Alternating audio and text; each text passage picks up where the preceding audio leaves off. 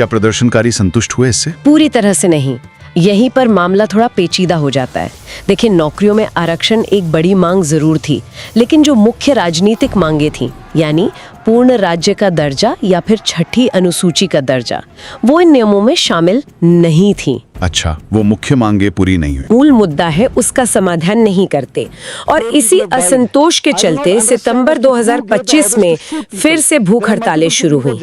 और इस बार एक खास बात ये देखने को मिली कि जो युवा पीढ़ी है, जिसे मीडिया में जेन ज़ी कहा जा रहा है, हाँ, जेन ज़ी, वो इन विरोध प्रदर्शनों में बहुत सक्रिय रूप से शामिल हुई। सोशल मीडिया का भी काफी इस्तेमाल हुआ। और फिर 24 सितंबर 2025 को स्थिति अचानक बिगड़ गई। क्या हुआ उस दिन? 24 सितंबर को लेह में एक पूर्ण बंद का आह्वान किया गया था और एक बड़ी विरोध रैली की योजना थी। लेकिन दिन चढ़ते चढ़ते स्थिति तनावपूर्ण हो गई। जो खबरें हैं उनके मुताबिक प्रदर्शनकारियों और सुरक्षा बलों के बीच झड़पें शुरू हो गईं।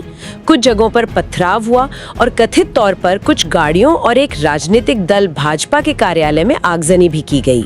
ओहो। इसके जवाब में पुलिस ने भीड़ को कंट्रोल करने के लिए लाठीचार्ज किया, आंसू गैस के गोले छोड़े और फिर दुखद रूप से गोलीबारी भी हुई। और ये एक भयानक मोड़ था जिसने पूरे आंदोलन की दिशा ही बदल दी। गोलीबारी? इसके परिणाम तो फिर बहुत गंभीर हुए होंगे। हाँ, बहुत गंभीर। कम से कम 4 प्रदर्शनकारियों की मौत हो गई और कई दर्जन लोग घायल हुए, जिनमें सुरक्षाकर्मी भी शामिल थे।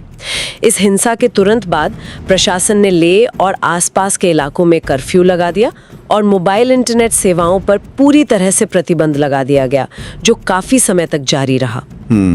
अगले कुछ दिनों में सुरक्षा बलों ने कथित तौर पर हिंसा में शामिल होने के आरोप में कई लोगों को हिरासत में लिया, जिनमें कुछ स्थानीय नेता और युवा कार्यकर्ता भी शामिल थे।